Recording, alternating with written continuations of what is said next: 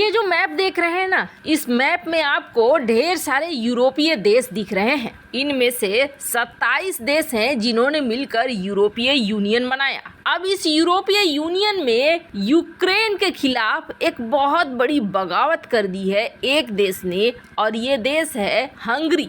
Hungary ने अब वो हरकत कर दी है जिससे यूक्रेन रातों रात तबाह हो जाएगा, और यूक्रेन तबाह होने के साथ ही साथ रूस के कदमों में चला जाएगा। अब हंगरी ने ऐसा क्यों कर दिया है और क्या कर दिया है? जहां एक तरफ ये हो रहा है यूरोप के अंदर कि हंगरी के इस बर्ताव के कारण जर्मनी की फाइनेंस मिनिस्टर ये कह रही है कि हंगरी हमारे साथ पोकर गेम खेल रहा है, ये अच्छा नहीं है, वो भी ऐसे समय में। तो वहीं दूसरी तरफ रूस को बहुत बड़ी कूटनीतिक जीत मिल गई है, और आखिरकार G20 मीटिंग के बाद विदेशी मीडिया ने अब पीएम मोदी और भारत के बारे में क्या लिखना शुरू कर दिया है। जानेंगे क्या कुछ चल रहा है जियोपॉलिटिक्स में। आइए जानते हैं इन खबरों को विस्तार से। ये जो स्क्रीन पर देख रहे हैं आप, ये है यूरोप, और यूरोप जहां सटा हुआ है यूक्रेन, और यूक्रेन से रूस, बेलारूस। अभी 3 ऐसे देश हैं जो बेहद महत्वपूर्ण बन गए हैं। यूक्रेन से सीमा साझा करता हुआ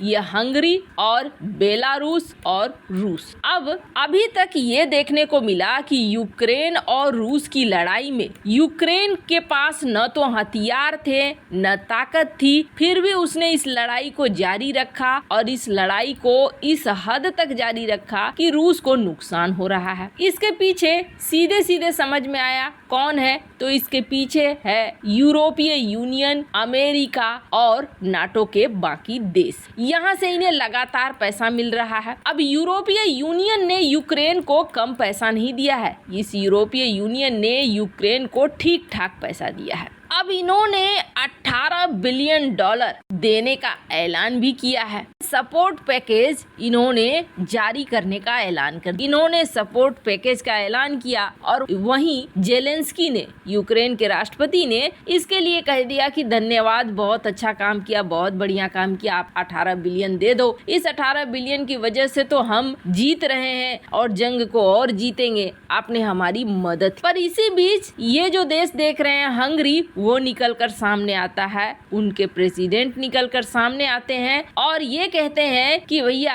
हम नहीं देने वाले हैं ये एड, और मैं इसका विरोध करता हूँ। 27 देशों के सामने ये खड़ा हो जाता है शख्स और कहता है मैं नहीं देने दूंगा ये पैकेज। वैसे आपको बता दें, जब युद्ध शुरू हुआ था तब हंगरी ने ये भी कहा था कि ठीक है, तुम युद्ध शुरू करते हो, प्रतिबंध लगा रहे हो रूस के ऊपर, हम प्रतिबंध नहीं लगाएंगे, पहली बात। दूसरी बात, तुम मेरे जमीन का इस्तेमाल नहीं करोगे, यूक्रेन को अगर हथियार देना है तो तुम अपनी जमीन का इस्तेमाल करो, बाकी और भी देश हैं उनकी जमीन का इस्तेमाल करो, मेरी जमीन का इस्तेमाल तुम्हें नहीं करना है। अब हंगरी ऐसे ही इस मामले में अड़ गया, वैसे ही समझ में आया कि अच्छा इसकी कोई प्रॉब्लम होगी, पर जर्मनी की फाइनेंस मिनिस्टर सामने आती है और वो कहती है कि हंगरी हमारे साथ पोकर गेम खेल रहा है, ये बिल्कुल सही नहीं है, वो भी विंटर के समय में ये सारी चीजें करना अच्छा नहीं है। अब आपको बता दें, यूरोप में सर्दियों का मतलब होता है साल भर की तैयारी, कपकपाती हुई ऐसी ठंड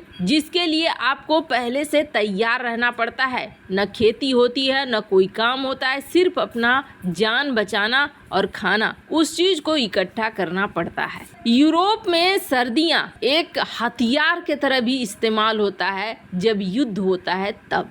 ऐसे समय में जब हंगरी के पीएम ये कहते हैं कि भैया हम नहीं देने देंगे, तो एक बौखलाहट सी मच जाती है। ये ऐसा क्यों कह रहे हैं? तो इनके पीछे 2 कारण हैं। एक कारण तो बताया जाता है कि इनके पीछे इनके बड़े भाई का हाथ है, और बड़ा भाई कौन है? राष्ट्रपति पुतिन। लुकाशेंको की तरह पीएम ऑर्बन, इनका नाम ऑर्बन है, ये काफी प्रिय है पुतिन को, और माना जाता है कि अब हंगरी रूस की बातों पर ही चल रहा है। एक बात तो ये है। दूसरी बात ये है कि हंगरी के 7.5 बिलियन डॉलर अटके पड़े हैं, यूरोपीय यूनियन नहीं दे रहा है। ऐसा यूरोपीय यूनियन क्यों कर रहा है? ये तो यूरोपीय यूनियन का सदस्य है। तो ये पहली मांग इन्होंने ये रखी है सामने हंगरी ने, पहले हमारा पैसा दो 7.5 बिलियन जो हमें देना था एड वो दो, तब हम यूक्रेन को देने के लिए आपको अलाउ करेंगे। अब पहले 7.5 बिलियन डॉलर क्या है तो आपको बता दें, दरअसल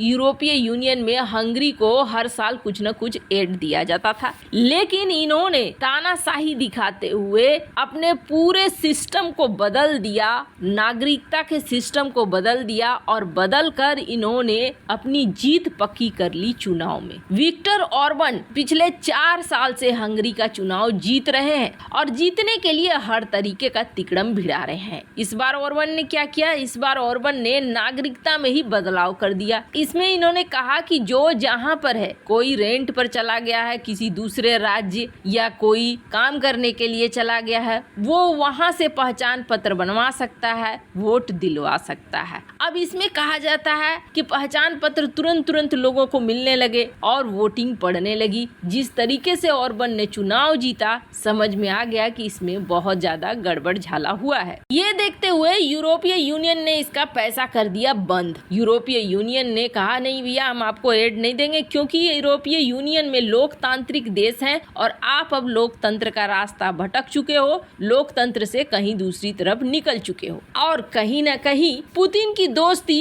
हंगरी के ऊपर भारी पड़ रही थी। अब हंगरी ने नियम का इस्तेमाल कर लिया। जो नियम बनाए गए थे कि 27 देशों के हाँ कहने के बाद ही पैसे रिलीज होंगे, और इस सर्दियों के वक्त में यूक्रेन का पैसा रुकवा दिया। अब यहाँ पर पड़ गई है बड़ी वाली फूट। अब माना जा रहा है कि सबसे पहले मांग मानी जाएगी हंगरी की, तब पैसे रिलीज होंगे।